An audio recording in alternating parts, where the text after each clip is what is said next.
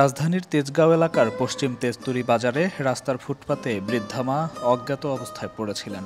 সেখান থেকে একজন শুভাকাঙ্ক্ষী ভাই বৃদ্ধা মাকে উদ্ধার করে ঢাকা মেডিকেল কলেজ হাসপাতালে চিকিৎসা করিয়ে তার পরিচয় খোঁজার চেষ্টা করলে সন্ধান না পেয়ে গত ২৮ ডিসেম্বর শাহবাগ থানায় সাধারণ ডায়েরিভুক্ত করে নিরাপদ আশ্রয় ও সেবার জন্য নিয়ে আসেন দেশের সর্ববৃহৎ বৃদ্ধাশ্রম চাইল্ড অ্যান্ড ওল্ড এজ কেয়ারে।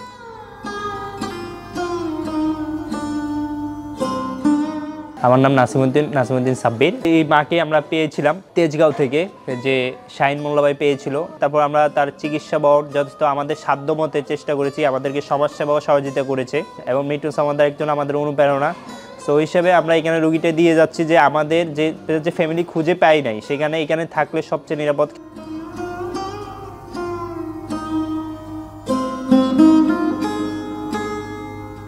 যখন ঢাকা মেডিকেলে ভর্তি করেছে শাহিন ভাই সারা রাত থাকে এখানে, অনেক পোকা বের করেছে, অডিট করেছে।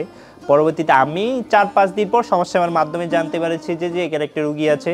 তো সমাজসেবা রিকোয়েস্ট করার কারণে আমরা রুগীটাকে দেখি এবং আমি আবির শাহরির পলক ভাইয়ের সাথে কথা বলে পরামর্শ নিয়ে আমাদের সাধ্যমতো চিকিৎসা করি। কিন্তু আমাদের দুঃখিত বিষয় হলো যে ওনার পরিবার খুঁজে পাওয়া যায় না এতদিন। পরবর্তীতে বৃদ্ধা মায়ের পরিচয় খুঁজে পেতে করা হয় ফেসবুক লাইভ। বৃদ্ধা মায়ের পায়ের ক্ষতস্থান ড্রেসিং করে আশ্রয় দেওয়া হয় বৃদ্ধাশ্রমে। পরবর্তীতে আমরা একটা সিদ্ধান্ত নিয়েছি যে আবির শাহরি বলক ভাই যে এখানে ওনাকে একটা থাকার ব্যবস্থা করে দেওয়া প্রয়োজন। তার পরবর্তীতে আমরা সিদ্ধান্ত নিয়েছি চাইল্ড কেয়ার সাভারে আমাদের সবচেয়ে গুরুত্বপূর্ণ জিনিস।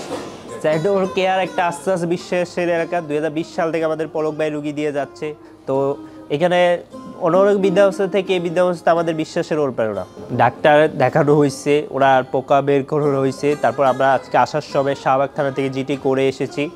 আর আমরা জিটিটা অলরেডি ডাক্তারের সাথে পরামর্শ নিয়ে সব এসেছি। বর্তমানে ডাক্তার একটি কথা বলে দিয়েছে যে ওনাকে বিশ্রামের প্রয়োজন, মানে মেডিকেলের চিকিৎসা ওনার শেষ। আমার মনে হচ্ছে যে ঢাকা মেডিকেল থেকে এখানে থাকাটা মৃত্যুসন্ধান আশ্রয়কেন্দ্র থাকা, এখানে পরিবেশ খাইতে পারবে, 3 বেলা নিজে খেয়ে নিতে পারবে বা আশাবর্তী লোক আছে খেয়ে নিতে। কিন্তু ঢাকা মেডিকেলে একজন রুগীকে কখনো খেয়ে দেওয়ার মতো লোক নেই।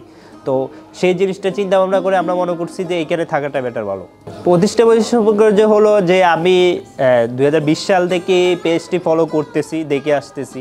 তো সত্যি কথা কি, একটি এরকম আরও মানুষ কিছু এগিয়ে আসলে আমাদের বাংলাদেশের মধ্যে কোনো রাস্তাপাতে পথশিশু বা পথচারী থাকতো না, যেটা মিটু সামাদার দাদা করে আসতেছে।